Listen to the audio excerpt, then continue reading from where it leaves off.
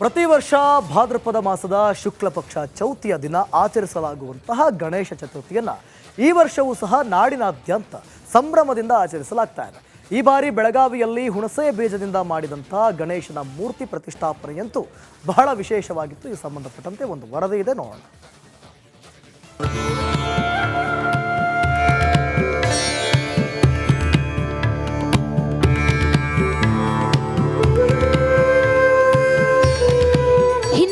ಮಂಗಳಕರವಾದ ಹಬ್ಬದಲ್ಲಿ ಒಂದಾದ ಗಣೇಶ ಚತುರ್ಥಿಯನ್ನ ನಾಡಿನ ಜನತೆ ಅದ್ಧೂರಿಯಾಗಿ ಆಚರಣೆ ಮಾಡ್ತಿದ್ದಾರೆ. ದೇವಾಲಯಗಳಲ್ಲಿ ವಿನಾಯಕನಿಗೆ ವಿಶೇಷ ಅಲಂಕಾರ, ಪೂಜೆ ಪುನಸ್ಕಾರಗಳು ಮಾಡಿದ್ರೆ ಮತ್ತೊಂದು ಕಡೆ ಏರಿಯಾಗಳಲ್ಲಿ ದೊಡ್ಡ ದೊಡ್ಡ ಡೊಳ್ಳು ಹೊಟ್ಟೆ ಗಣಪನನ್ನ ಕೂರಿಸಿ ಸಂಭ್ರಮಿಸಿದ್ದಾರೆ.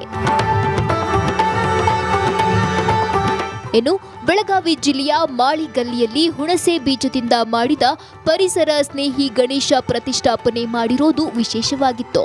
ಕಲಾವಿದ ಸುನಿಲ್ ಆನಂದಾಚೆ ಎಂಬುವರು 2,21,111 ಹುಣಸೆ ಬೀಜಗಳನ್ನು ಬಳಸಿ ಗಣೇಶನ ಮೂರ್ತಿಯನ್ನ ತಯಾರಿಸಿದ್ದಾರೆ.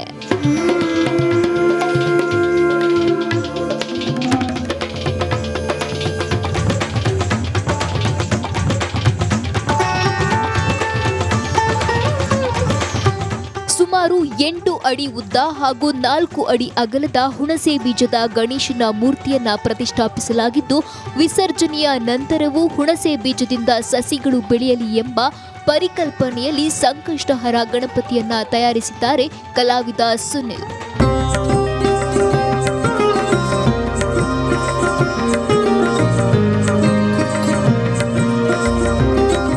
ಒಟ್ನಲ್ಲಿ ಪಿಒಪಿ ಗಣೇಶನ ಮೂರ್ತಿಗಳನ್ನ ಬಳಸಿ ಪ್ರಕೃತಿಯನ್ನ ಹಾಳು ಮಾಡುವ ಬದಲು ಇಂತಹ ಪರಿಸರ ಸ್ನೇಹಿ ಗಣೇಶನನ್ನ ಪ್ರತಿಷ್ಠಾಪಿಸೋದು ಉತ್ತಮ ಅಂದ್ರೆ ತಪ್ಪಾಗ್ಲಿಕ್ಕಿಲ್ಲ.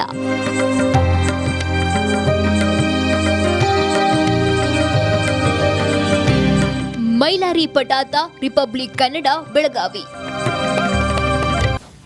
ಪ್ರತಿ ವರ್ಷ ಭಾದ್ರಪದ ಮಾಸದ ಶುಕ್ಲ ಪಕ್ಷ ಚೌತಿಯ ದಿನ ಆಚರಿಸಲಾಗುವಂತಹ ಗಣೇಶ ಚತುರ್ಥಿಯನ್ನು ಈ ವರ್ಷವೂ ಸಹ ನಾಡಿನಾದ್ಯಂತ ಸಂಭ್ರಮದಿಂದ ಆಚರಿಸಲಾಗ್ತಾ ಇದೆ. ಈ ಬಾರಿ ಬೆಳಗಾವಿಯಲ್ಲಿ ಹುಣಸೆ ಬೀಜದಿಂದ ಮಾಡಿದಂತಹ ಗಣೇಶನ ಮೂರ್ತಿ ಪ್ರತಿಷ್ಠಾಪನೆಯಂತೂ ಬಹಳ ವಿಶೇಷವಾಗಿತ್ತು. ಈ ಸಂಬಂಧಪಟ್ಟಂತೆ ಒಂದು ವರದಿ ಇದೆ, ನೋಡೋಣ.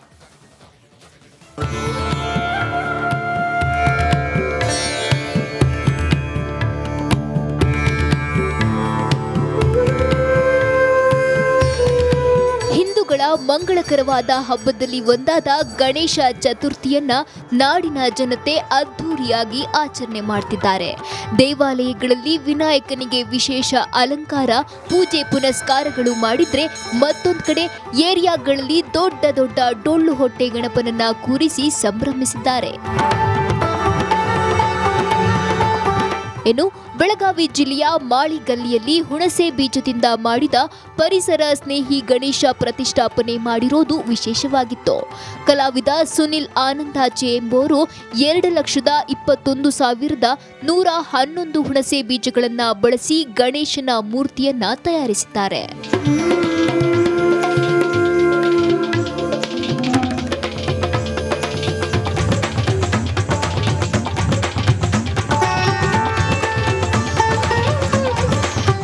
ಸುಮಾರು 8 ಅಡಿ ಉದ್ದ ಹಾಗೂ 4 ಅಡಿ ಅಗಲದ ಹುಣಸೆ ಬೀಜದ ಗಣೇಶನ ಮೂರ್ತಿಯನ್ನ ಪ್ರತಿಷ್ಠಾಪಿಸಲಾಗಿದ್ದು, ವಿಸರ್ಜನೆಯ ನಂತರವೂ ಹುಣಸೆ ಬೀಜದಿಂದ ಸಸಿಗಳು ಬೆಳೆಯಲಿ ಎಂಬ ಪರಿಕಲ್ಪನೆಯಲ್ಲಿ ಸಂಕಷ್ಟಹರ ಗಣಪತಿಯನ್ನ ತಯಾರಿಸಿದ್ದಾರೆ ಕಲಾವಿದ ಸುನಿಲ್.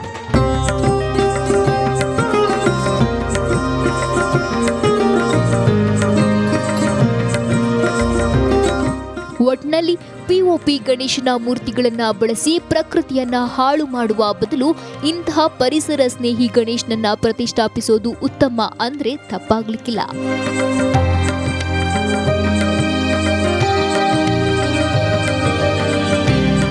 ಮೈಲಾರಿ ಪಟಾತ, ರಿಪಬ್ಲಿಕ್ ಕನ್ನಡ, ಬೆಳಗಾವಿ. ಪ್ರತಿ ವರ್ಷ ಭಾದ್ರಪದ ಮಾಸದ ಶುಕ್ಲ ಪಕ್ಷ ಚೌತಿಯ ದಿನ ಆಚರಿಸಲಾಗುವಂತಹ ಗಣೇಶ ಚತುರ್ಥಿಯನ್ನು ಈ ವರ್ಷವೂ ಸಹ ನಾಡಿನಾದ್ಯಂತ ಸಂಭ್ರಮದಿಂದ ಆಚರಿಸಲಾಗ್ತಾ ಇದೆ. ಈ ಬಾರಿ ಬೆಳಗಾವಿಯಲ್ಲಿ ಹುಣಸೆ ಬೀಜದಿಂದ ಮಾಡಿದಂತಹ ಗಣೇಶನ ಮೂರ್ತಿ ಪ್ರತಿಷ್ಠಾಪನೆಯಂತೂ ಬಹಳ ವಿಶೇಷವಾಗಿತ್ತು. ಈ ಸಂಬಂಧಪಟ್ಟಂತೆ ಒಂದು ವರದಿ ಇದೆ, ನೋಡೋಣ.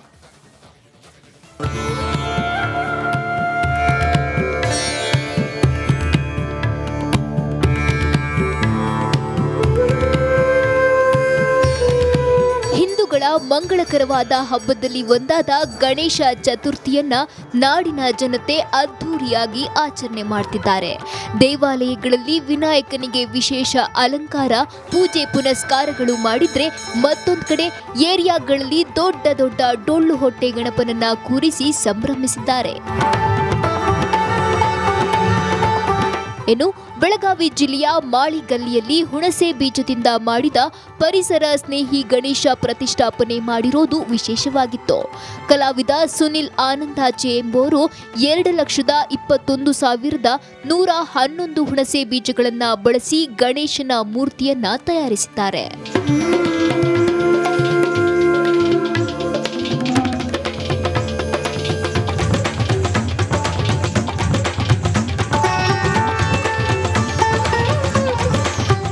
ಸುಮಾರು 8 ಅಡಿ ಉದ್ದ ಹಾಗೂ 4 ಅಡಿ ಅಗಲದ ಹುಣಸೆ ಬೀಜದ ಗಣೇಶನ ಮೂರ್ತಿಯನ್ನ ಪ್ರತಿಷ್ಠಾಪಿಸಲಾಗಿದ್ದು, ವಿಸರ್ಜನೆಯ ನಂತರವೂ ಹುಣಸೆ ಬೀಜದಿಂದ ಸಸಿಗಳು ಬೆಳೆಯಲಿ ಎಂಬ ಪರಿಕಲ್ಪನೆಯಲ್ಲಿ ಸಂಕಷ್ಟಹರ ಗಣಪತಿಯನ್ನ ತಯಾರಿಸಿದ್ದಾರೆ ಕಲಾವಿದ ಸುನಿಲ್.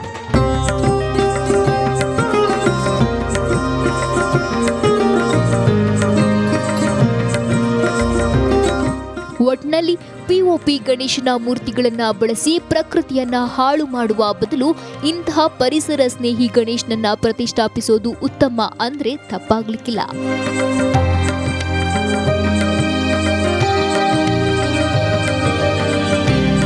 ಮೈಲಾರಿ ಪಟಾತ, ರಿಪಬ್ಲಿಕ್ ಕನ್ನಡ, ಬೆಳಗಾವಿ. ಪ್ರತಿ ವರ್ಷ ಭಾದ್ರಪದ ಮಾಸದ ಶುಕ್ಲ ಪಕ್ಷ ಚೌತಿಯ ದಿನ ಆಚರಿಸಲಾಗುವಂತಹ ಗಣೇಶ ಚತುರ್ಥಿಯನ್ನ ಈ ವರ್ಷವೂ ಸಹ ನಾಡಿನಾದ್ಯಂತ ಸಂಭ್ರಮದಿಂದ ಆಚರಿಸಲಾಗ್ತಾ ಇದೆ. ಈ ಬಾರಿ ಬೆಳಗಾವಿಯಲ್ಲಿ ಹುಣಸೆ ಬೀಜದಿಂದ ಮಾಡಿದಂತಹ ಗಣೇಶನ ಮೂರ್ತಿ ಪ್ರತಿಷ್ಠಾಪನೆಯಂತೂ ಬಹಳ ವಿಶೇಷವಾಗಿತ್ತು. ಈ ಸಂಬಂಧಪಟ್ಟಂತೆ ಒಂದು ವರದಿ ಇದೆ, ನೋಡೋಣ.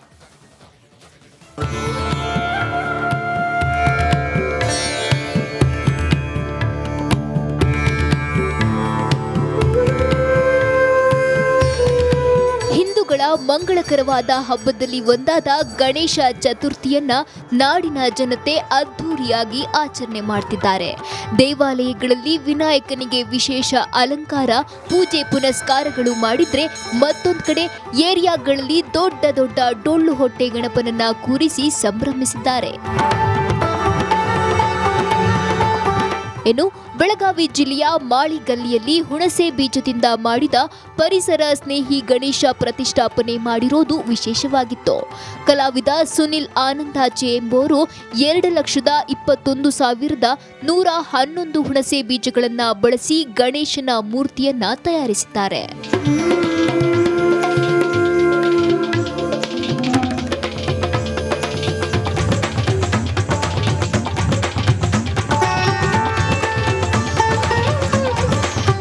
ಸುಮಾರು 8 ಅಡಿ ಉದ್ದ ಹಾಗೂ 4 ಅಡಿ ಅಗಲದ ಹುಣಸೆ ಬೀಜದ ಗಣೇಶನ ಮೂರ್ತಿಯನ್ನ ಪ್ರತಿಷ್ಠಾಪಿಸಲಾಗಿದ್ದು, ವಿಸರ್ಜನೆಯ ನಂತರವೂ ಹುಣಸೆ ಬೀಜದಿಂದ ಸಸಿಗಳು ಬೆಳೆಯಲಿ ಎಂಬ ಪರಿಕಲ್ಪನೆಯಲ್ಲಿ ಸಂಕಷ್ಟಹರ ಗಣಪತಿಯನ್ನ ತಯಾರಿಸಿದ್ದಾರೆ ಕಲಾವಿದ ಸುನಿಲ್.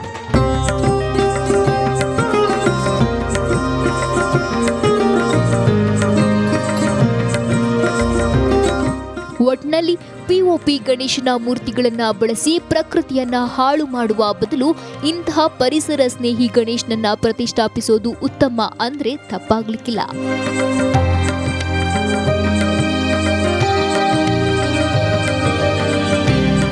ಮೈಲಾರಿ ಪಟಾತ, ರಿಪಬ್ಲಿಕ್ ಕನ್ನಡ, ಬೆಳಗಾವಿ.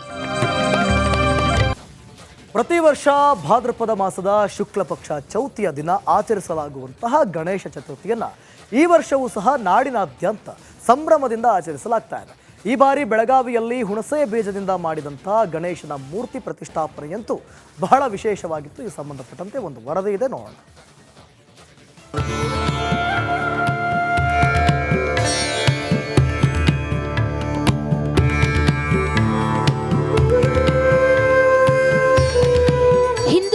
ಮಂಗಳಕರವಾದ ಹಬ್ಬದಲ್ಲಿ ಒಂದಾದ ಗಣೇಶ ಚತುರ್ಥಿಯನ್ನ ನಾಡಿನ ಜನತೆ ಅದ್ಧೂರಿಯಾಗಿ ಆಚರಣೆ ಮಾಡ್ತಿದ್ದಾರೆ.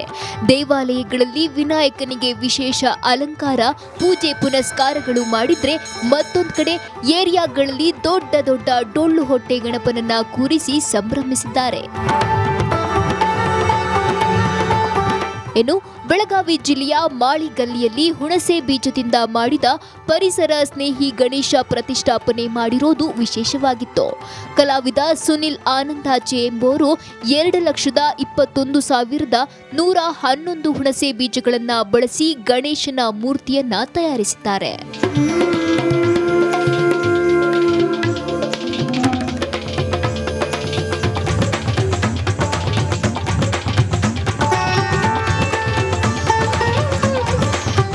ಸುಮಾರು 8 ಅಡಿ ಉದ್ದ ಹಾಗೂ 4 ಅಡಿ ಅಗಲದ ಹುಣಸೆ ಬೀಜದ ಗಣೇಶನ ಮೂರ್ತಿಯನ್ನ ಪ್ರತಿಷ್ಠಾಪಿಸಲಾಗಿದ್ದು, ವಿಸರ್ಜನೆಯ ನಂತರವೂ ಹುಣಸೆ ಬೀಜದಿಂದ ಸಸಿಗಳು ಬೆಳೆಯಲಿ ಎಂಬ ಪರಿಕಲ್ಪನೆಯಲ್ಲಿ ಸಂಕಷ್ಟಹರ ಗಣಪತಿಯನ್ನ ತಯಾರಿಸಿದ್ದಾರೆ ಕಲಾವಿದ ಸುನಿಲ್.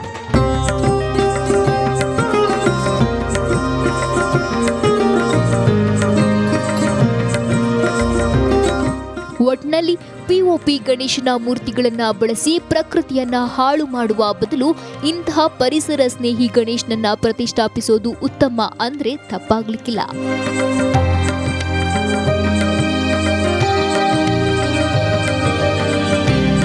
ಮೈಲಾರಿ ಪಟಾತ, ರಿಪಬ್ಲಿಕ್ ಕನ್ನಡ, ಬೆಳಗಾವಿ.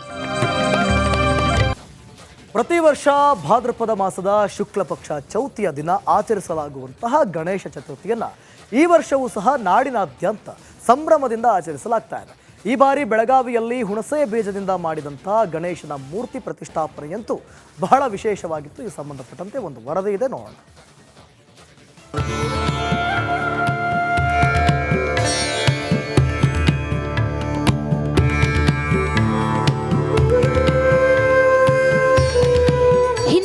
ಮಂಗಳಕರವಾದ ಹಬ್ಬದಲ್ಲಿ ಒಂದಾದ ಗಣೇಶ ಚತುರ್ಥಿಯನ್ನ ನಾಡಿನ ಜನತೆ ಅದ್ಧೂರಿಯಾಗಿ ಆಚರಣೆ ಮಾಡ್ತಿದ್ದಾರೆ.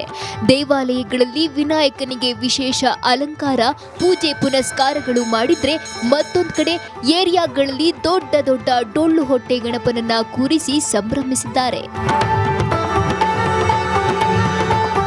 ಇನ್ನು ಬೆಳಗಾವಿ ಜಿಲ್ಲೆಯ ಮಾಳಿಗಲ್ಲಿಯಲ್ಲಿ ಹುಣಸೆ ಬೀಜದಿಂದ ಮಾಡಿದ ಪರಿಸರ ಸ್ನೇಹಿ ಗಣೇಶ ಪ್ರತಿಷ್ಠಾಪನೆ ಮಾಡಿರೋದು ವಿಶೇಷವಾಗಿತ್ತು. ಕಲಾವಿದ ಸುನಿಲ್ ಆನಂದಾಚೆ ಎಂಬುವರು 2,21,111 ಹುಣಸೆ ಬೀಜಗಳನ್ನು ಬಳಸಿ ಗಣೇಶನ ಮೂರ್ತಿಯನ್ನ ತಯಾರಿಸಿದ್ದಾರೆ.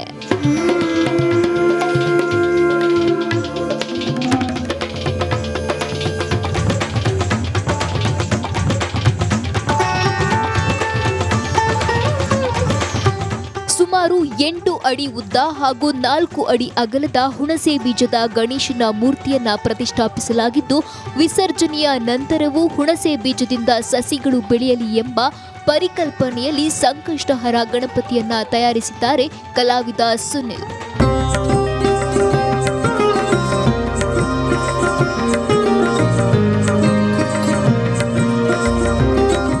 ಒಟ್ನಲ್ಲಿ ಪಿಒಪಿ ಗಣೇಶನ ಮೂರ್ತಿಗಳನ್ನ ಬಳಸಿ ಪ್ರಕೃತಿಯನ್ನ ಹಾಳು ಮಾಡುವ ಬದಲು ಇಂತಹ ಪರಿಸರ ಸ್ನೇಹಿ ಗಣೇಶನನ್ನ ಪ್ರತಿಷ್ಠಾಪಿಸೋದು ಉತ್ತಮ ಅಂದ್ರೆ ತಪ್ಪಾಗ್ಲಿಕ್ಕಿಲ್ಲ.